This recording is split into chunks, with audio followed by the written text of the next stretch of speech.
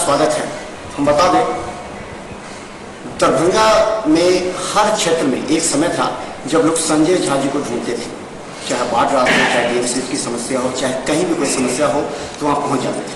और हम भी बहुत दिनों से तलाश में थे कि आखिर संजय जी आए और कुछ दरभंगा की जनता के लिए जो दिलों में है वो बात अपनी जुबान से बोले। आज हमें मिले ही गए सर्किट हाउस में, और हम बता दें दरभंगा के बाढ़ग्रस्त क्षेत्रों का निरीक्षण करने के लिए भी आए हुए हैं। हम बात प्रारंभ वहाँ से करते हैं कि हमने संजय जी के चेहरे पर उस समय उदासी भी देखी थी, उस समय खुशी भी देखी थी। ये उदासी और खुशी दोनों पल क्या अपने तो पार्ट है, ऐसा आपको और हमेशा होना भी चाहिए। तो जब आप पॉलिटिकल लाइफ में है, सामाजिक जीवन में है, अप एंड डाउन चलता रहता है। अल्टीमेटली मैं कम से कम अपने सामाजिक जीवन में मैं यही सोचता हूँ कि अगर मैं कुछ लोगों के जीवन में परिवर्तन कर पाया, कुछ ज़मीन पे काम कर पाया, तो हम लोग किसी मिट्टी पानी के हैं, तो वही सबसे बड़ी संतुष्टि है। अगर कहीं कोई मेरे हैसियत और ताकत से कुछ लोगों के जीवन में परिवर्तन हो, तो मैं उसी भाव से काम करता रहा अभी तक दरभंगा के लोग जो मेरा जुड़ाव रहा है वो जानते हैं मैं किस तरह काम कर। हो सकता है कमी बेसी सब में होता है, लेकिन कोशिश करके मैंने अभी तक यही काम किया है। और जहाँ तक बाढ़ को लेकर के हम लोग आए हैं और अभी घनश्यामपुर हम लोग जा रहे हैं, 2007 में भी हम लोग भयंकर बाढ़ आया था और नज़दीक से देखने का मौका मिला। 1 महीना हम लोग कैंप किए थे, बिरौल की क्या परिस्थिति थी। और उस समय भी नीतीश कुमार के सरकार ने 1-1 कुंटल अनाज हर एक आदमी के घर तक पहुंचा, जो देखा ही नहीं था लोग कभी। 15 साल जो राजपाट देखा वो तो कभी सोचा ही नहीं कि अनाज तो बिक जाता था पहले डीएम के घर में ही। पटना में देखे नहीं थे क्या हुआ था उस समय, जो डीएम थे क्या अनाज का हुआ था, गौतम गोस्वामी। और लोगों घर पे पहुंचा, लोगों को विश्वास हुआ। देश में नीतीश कुमार से ज्यादा, इसलिए नहीं कि हमारे नेता है, वो वाइस चांसलर है, कम से कम आपदा मैनेजमेंट के मामले में वो कृषि मंत्री भी रहे देश, उनको पता समझदारी। अभी जो घूम रहे हैं तो हर एक लोगों को आपदा का जो भी रिलीफ है वो पहुंचेगा। बेईमानी नहीं होने दें, पैसा अकाउंट में जाएगा, उसमें कोई गड़बड़ कहेगा पैसा कैश दीजिए, नहीं देंगे। आप धरना प्रदर्शन करते रहिए जितना करना है, जाएगा अकाउंट में, दलाली नहीं करने देंगे हम उसको जब तक हम लोग हैं, अच्छा लगे चाहे बुरा लगे। और जो पीड़ित है उसके पास पहुंचे, ये हम लोग इंश्योर करें। जैसे हम लोगों ने 1 कुंटल अनाज पहुंचाया था पहले, यही नीतीश कुमार जी का ये है। और आपदा विभाग पूरी तरह, जिला प्रशासन, डीएम, डीडीसी, सारे जो प्रशासन के लोग हैं सारे एक्टिव है। लेकिन जब बड़ी आपदा आती है तो टाइम थोड़ा लगता है, आप ही को जवाबदेही दिया जाएगा और इतना बड़ा क्षेत्र में है तो निश्चित रूप से खास करके फसल क्षति वो तो 100% दिखाई पड़ रहा है। उसको तो वो लोगों को मिले, जो गरीब लोगों का घर गिर गया है वो मिले, और जो भी रिलीफ मटेरियल है वो लोगों तक पहुँचे, ये हम प्रयास। खासकर संजय जी, काफी दिनों के बाद जब आप क्षेत्र में आ रहे हैं, लोगों की अपेक्षा भी है, आप व्यक्तिगत तौर पर सभी से फोन से भी संपर्क में रहे हैं और यहाँ की राजनीति से लेकर के सामाजिक पहलू पर आपकी विशेष निगाहें रही हैं। क्या लगता है इस परिवर्तन का क्या खास असर पड़ रहा है? कुछ लोगों में खुशी है तो कुछ लोगों में मायूसी है। नहीं भाई, परिवर्तन सिंपल बात है।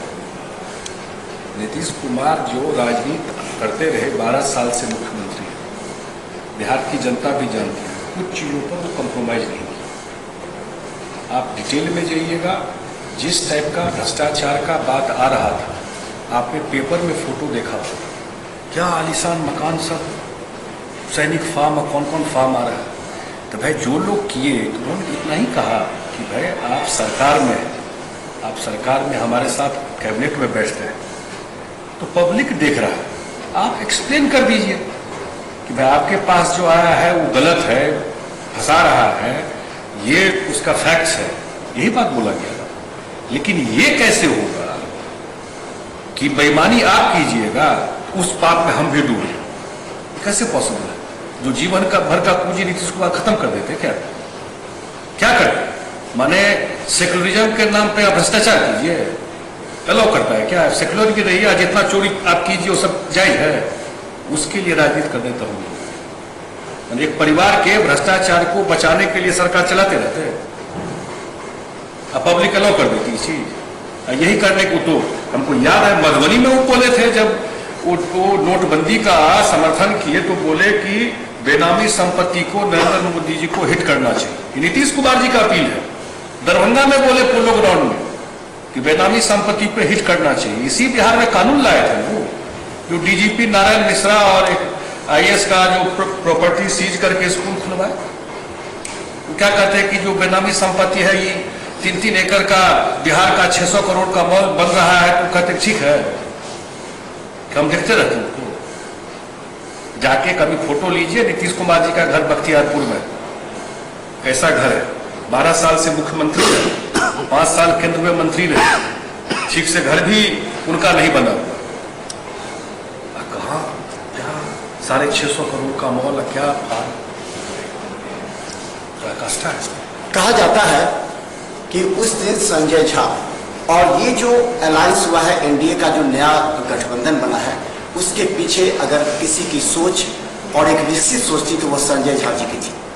उस समय इन्होंने जब देखा कि एक करवाहट सरकार के बीच आ रही है, सरकार के निर्णय लेने के बीच आ रही है, चाहे अधिकारियों के तबादला से लेकर के कोई भी महत्वपूर्ण निर्णय पर, ऐसे में संजय झा जी को जब महासचिव बनाया गया था, राष्ट्रीय महासचिव, उसके पीछे एक उद्देश्य था कि एक नया समीकरण तैयार करने का। और उन्होंने अरुण जेटली के माध्यम से, लोगों में चर्चा है कि संजय झा ही इन्होंने पृष्ठभूमि बनाई थी इस सरकार की। नहीं, मैं ये तो नहीं कह सकता हूँ, लेकिन इतना मैं जानता हूँ, इससे पहले भी 17 साल बीजेपी जेडीयू का साथ किया और बिहार में भी लोगों ने साथ काम करते हुए देखा, ऐसा काम किया। और एक अपेक्षा लोगों की थी कि नरेंद्र मोदी नीतीश कुमार को साथ काम करना चाहिए।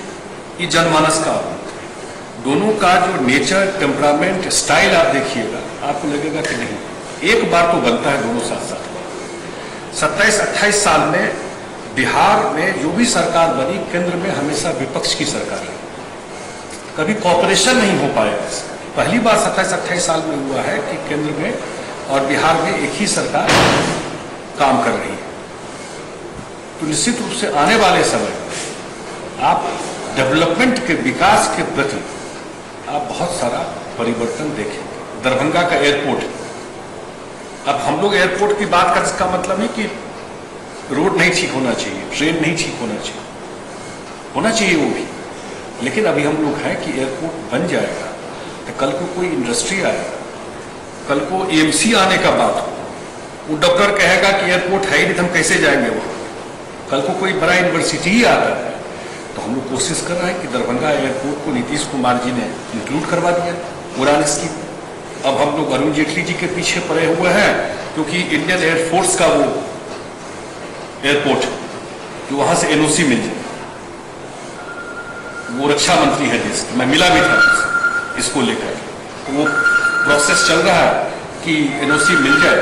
तो एक बार प्रोसेस वो हो जाएगा, पटना से डबल रनवे है दरभंगा, तो वो एक शुरुआत हो जाएगा वहां पर। जी, हम बता दें एक चीज और, 3 दिनों से मिथिला मंच न्यूज ने बाढ़ग्रस्त क्षेत्रों का निरीक्षण करते हुए एक बात की ये सूचना भी दी, घनश्यामपुर आज संजय झा जा रहे हैं, लेकिन एनडीए के किसी भी नेता ने वहां जाकर के इतने दिनों में वहां की जनता को मलहम नहीं लगाया।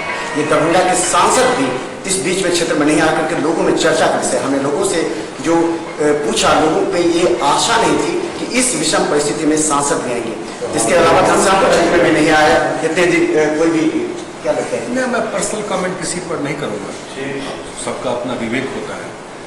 और मैं तो 2007 में भी 1 महीना इसी दरभंगा में काम करके हम लोग काम किए थे। चंद्रमोहन राय उस समय हमारे प्रभारी मंत्री होते थे और लोगों के बीच काम करते थे। इतना मैं जरूर कहूँगा कि हम लोग जा रहे हैं, आपदा में रिलीफ वर्क में कोई कमी हम लोग नहीं होने देंगे। आपके माध्यम से मैं दरभंगा की जनता को आश्वस्त करना चाहता हूँ कि जो एनडीए की सरकार है, जहाँ भी जो आपदा का डिले हो सकता है 2 दिन 4 दिन, क्योंकि सब जगह पहुंचना एक समय लगता है, सारी चीज़ें उसका असेसमेंट करना, सही फिगर आना, जो कहाँ कितना डैमेज है नहीं, लेकिन सबको उसका आपदा का बेनिफिट जिसको जो मिलना है वो सब, इतना मैं जरूर महसूस करता हूँ। नाव की कमी है और खासकर अभी जो मुख्य समस्या ये है कि कुछ क्षेत्रों में दबाव है, कुछ इसके लिए कल पप्पू यादव ने कहा कि हरचा के बांध को तोड़ देना चाहिए। उन्होंने कहा कुछ लोग आते हैं देख के चले जाते हैं।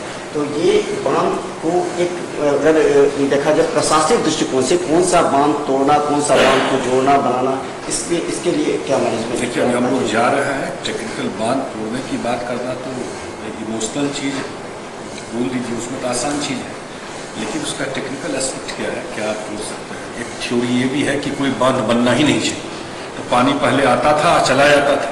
यही हाया घाट में हुकुमदेव बाबू भी कितना बार किए हुआ है कि टूट जाता, इधर जो समस्तीपुर वाला पार्ट है पानी निकल जाता था ना, पचपुटिया वाला जो आपका है। अब ये तो डिबेट हो सकता है, लेकिन आज के डेट में दो पार्ट है। अभी जहाँ हम लोग जा रहे हैं तो वहाँ सिंचाई विभाग के भी इंजीनियर वगैरह आएंगे, तो वहाँ पर कोई ऐसा निदान हो जो भविष्य में न टूटे, या कोई कमी रही सिंचाई विभाग की तरफ से टूटने में। दिक्कत हुआ है जो दो जगह जो बौर में बांध टूट गया, अब बाद में ककोढ़ा में बांध टूट गया, तो कम से कम ये चीज़ नहीं बांध टूटने वाला।